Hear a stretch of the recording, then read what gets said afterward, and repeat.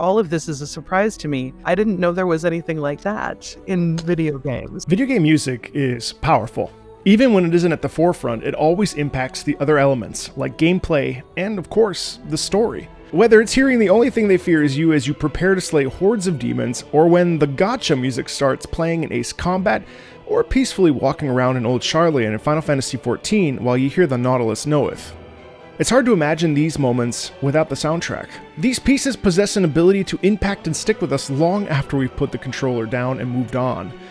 But not everyone understands this. I've noticed there's a bit of a discourse around the subject of video game music. Some people who have a deep love and respect for it, myself included, but there's also a stigma towards it as a lesser art form than traditional music. That it's not real music in the same way that I didn't know that was a law is not a valid legal defense in a court of law. Yeah, okay. Now, as an opera singer for more than a decade, I began to wonder, okay, but how would classical musicians actually view video game music? Would they love it? Would they dismiss it as a lesser form of art? Would they find it boring? I wanted to find out firsthand. But not just from people who like classical music, but who live it. Using my connections, I spent the past year reaching out to friends and colleagues from the classical music world, inviting many professional, classically trained musicians with little to no video game experience to see what they would think. He's getting lame mid. That was slapped. I never heard the word necromantically before, so I appreciate having learned that. That's gorgeous. That is like meditation zone right there. It's a complete genre mind melt. That would be something I'd love to see live. Opera singers, pianists, all kinds of different arts backgrounds. The one commonality was the lack of experience with video games. I wanted to see their firsthand reactions and thoughts. Here's what happened. I showed each of my guests a wide collection of iconic themes from all across video games, from Persona to Halo to Doom to the Spider-Man 2 pizza theme.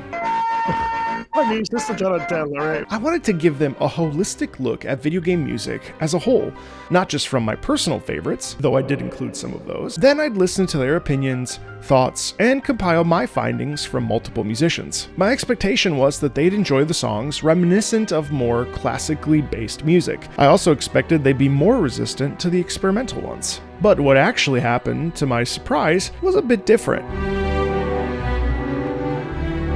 When listening to the more traditional video game music, the reaction was actually hit or miss. Some of the guests were blown away by what they heard and didn't expect such a level of breadth and effort from these songs. If you had told me that that was what I was going to hear for Super Smash Brothers, like a game with that name, I would have been like, yeah, whatever. On the other hand, some guests just found many to be par for the course and a bit by the book. It's fundamentally pretty simple music. What frustrates me is you get clearly these excellent, wonderful, gifted, knowledgeable musicians and orchestrators limiting themselves with this small world that they occupy. Again, it does what it says on the tin. That's so typical of the stuff we've done over the last 12, 15 years. I gotta say, I respect them for their honesty here. For them, these are pieces, although great, that don't experiment too much in regards to classical music standards, so it was hard for them to be excited by them. They don't flip the script or deviate from the safety net of parroting what has come before. To them, it felt more like they were just borrowing ideas that have already been done before. Another interesting reaction came from the heavy use of synthetic instruments. For me, the one thing that gets old after a while and it starts to become progressive, less interesting is the sound of the synthetic strings. Much of video game music is synthetic by nature. Not all musicians are able to record instruments or an ensemble live, especially for the smaller studios, so they use artificial alternatives. And there's nothing wrong with that, but a consequence of this is that it can feel a bit less impactful, especially for those that are more familiar with live performed music and who can identify and be a little bit more sensitive to this a mile away. Like real instruments? Some.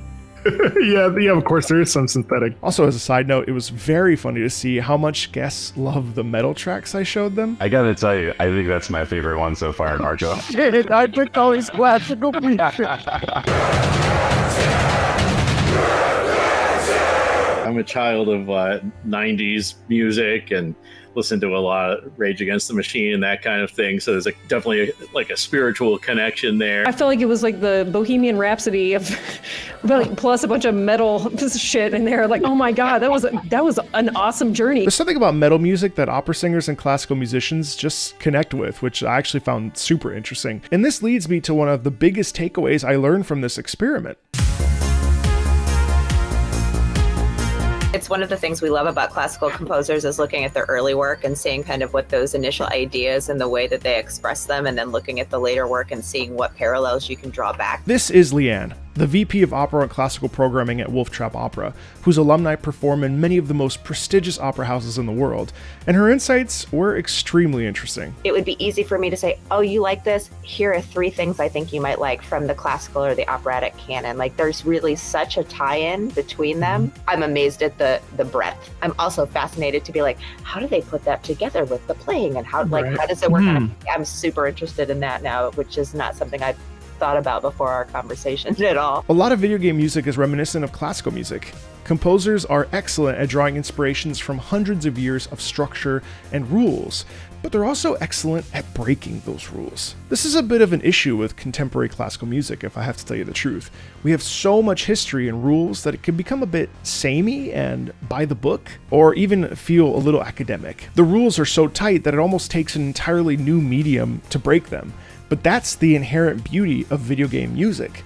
It allows us to explore all sorts of different chaos and experimental ideas that you wouldn't hear in classical music or opera. So like noticing I think is really interesting. This is actually very similar to opera, but like if that were a song like you were gonna hear on the radio, it would be half as long, and like the expectation of when something's gonna change would be shorter. Leanne mentioned something super interesting. I do feel like there's lessons maybe that or takeaways for impetus and momentum and driving excitement, because I think that's something that this genre is super good at. Video game music is almost like a modern opera. While classical opera can be a bit stagnant, video game music is bold and willing to break the rules. Hearing these things was actually extremely encouraging as someone who deeply loves video game music and video game soundtracks. To see classically trained, professional, and extremely competent musicians recognize how video game music was able to break the mold and bring new ideas. And honestly, they're not alone in thinking this. Nobuo Uematsu, the composer for almost the entirety of the Final Fantasy series, among many other games,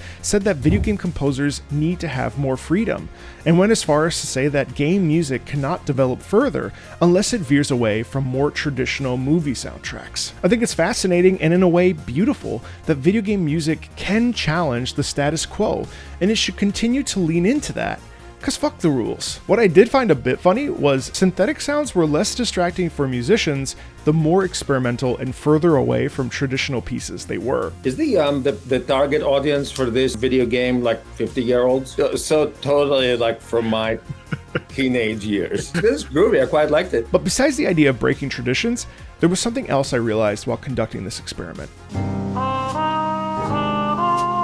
Something else that is integral to music is the context behind it. A song is very rarely created to stand alone. They have a story embedded into them.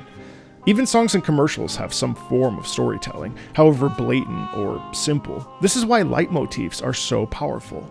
They're able to tell a story by altering a theme or with a call and response that are oh so good at communicating an idea that impacts you. But video game music takes this a step further. The story, context, and in-game actions layered on top is really vital to how we experience it. So this was a significant barrier for a lot of these musicians to experience the songs without that context, even if I explained it.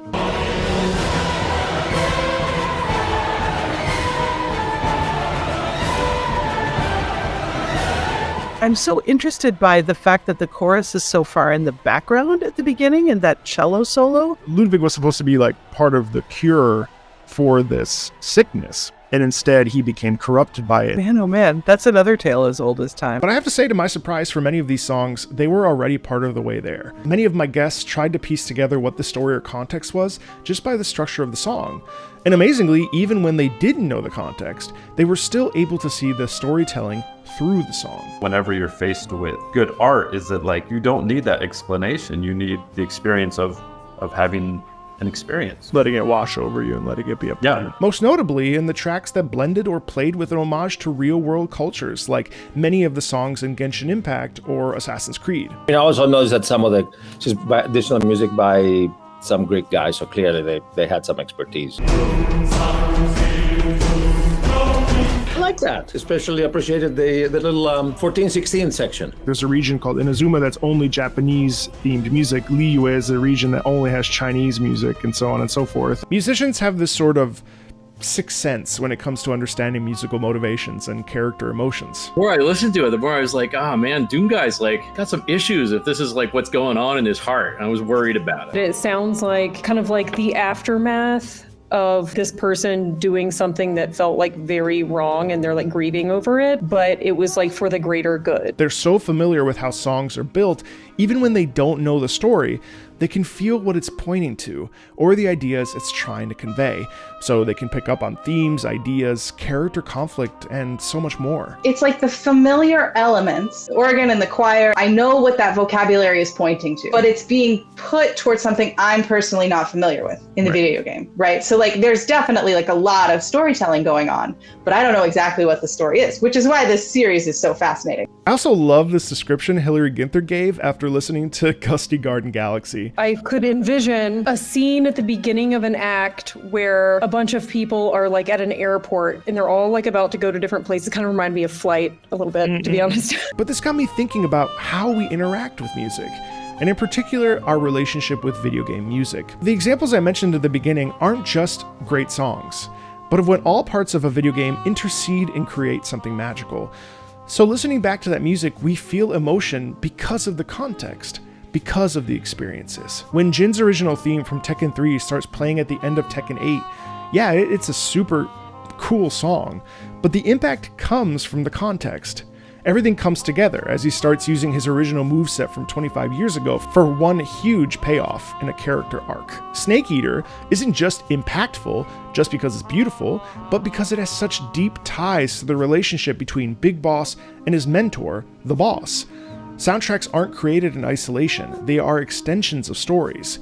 They're nothing without the narratives they're connected with, despite how powerful and beautifully written the pieces are. The questions are also more important to ask ourselves, right? Like, why do we think this is more valuable? Why do we look at art different than entertainment? Like, what is those? Like, are we just stuck in this world where we want to like create a divide here? Because again, all this music creates emotion. It creates a human emotion. If that's not what art is, then I don't know what it is, right? All of the emotion that we feel in classical music transfers over to video game music. So as an outsider, it can be difficult to understand this music, but in a way that's what makes it kind of beautiful. When I started this video by saying video game music is powerful, this is what I meant. Not just the act of hearing the music, but experiencing it in conjunction with the context. The deeper you dive into the games and the music, the more it gives you in return, almost like a give and take relationship. One of my favorite examples of this is Ludwig the Accursed and Holy Blade.